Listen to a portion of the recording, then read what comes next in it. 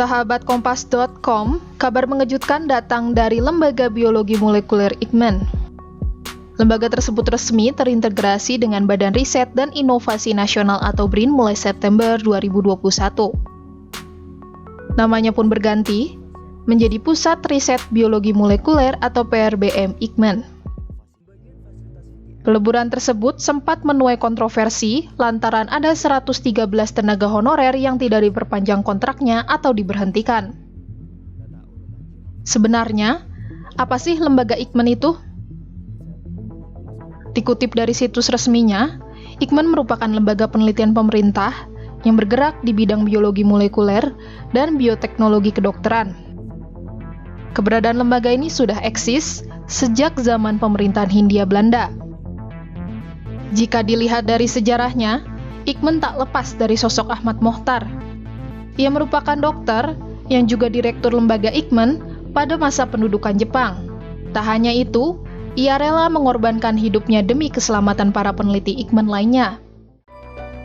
Nama Ahmad Mohtar mungkin tak banyak dicatatkan dalam sejarah.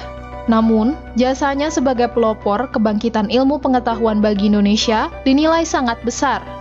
Ia adalah seorang dokter dan ilmuwan yang lahir di Bonjol, Sumatera Barat. Pada tahun 1915, Mohtar mendapatkan gelar Indis Art atau Dokter Hindia dari Stovia, sekolah pendidikan dokter zaman penjajahan Belanda. Karena kepandaiannya, Mohtar berkesempatan melanjutkan pendidikan dokter di Universitas Amsterdam, Belanda.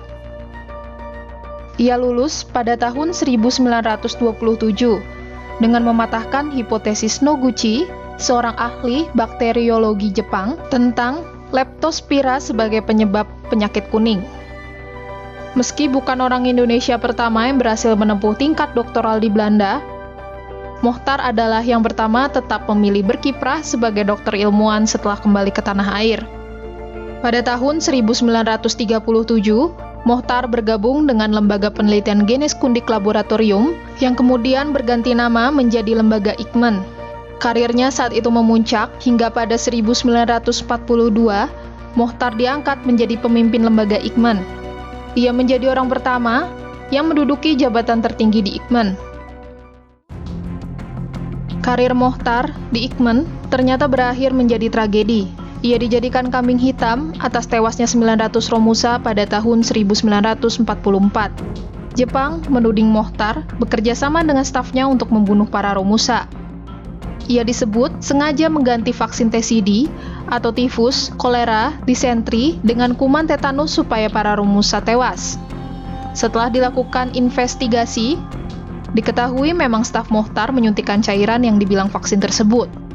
Namun, hal itu dilakukan atas perintah Jepang. Guna menutupi kejadian tersebut, Jepang lantas menangkap dan menyiksa Mohtar dan anggotanya. Sejumlah laporan menyebutkan, Mohtar bernegosiasi dengan para penyekapnya. Ia setuju untuk mengakui tuduhan sabotase tersebut dengan syarat para koleganya dibebaskan. Selanjutnya, pada 3 Juli 1945, Mohtar gugur dalam hukuman pancung. 65 tahun berselang, pada tahun 2010, makam Ahmad Mohtar akhirnya ditemukan di Erfurt, Ancol. Analisis mengungkap, Mohtar sengaja dikambing hitamkan untuk menutupi kejahatan perang yang dilakukan Jepang. Pada tahun 1944 sampai 1945, situasi memanas. Jepang yang tengah terjepit oleh tentara sekutu sekaligus perlawanan rakyat Indonesia lantas memilih perang dengan menggunakan senjata vaksin tetanus. Jepang kemudian lakukan eksperimen vaksin tetanus dan disuntikan kepada para Romusa untuk mengetahui kadar keampuhannya. Padahal, eksperimen itu mestinya dilakukan pada hewan terlebih dahulu. Namun karena eksperimen itu gagal, Jepang pun menjadikan Ahmad Mohtar sebagai kambing hitam.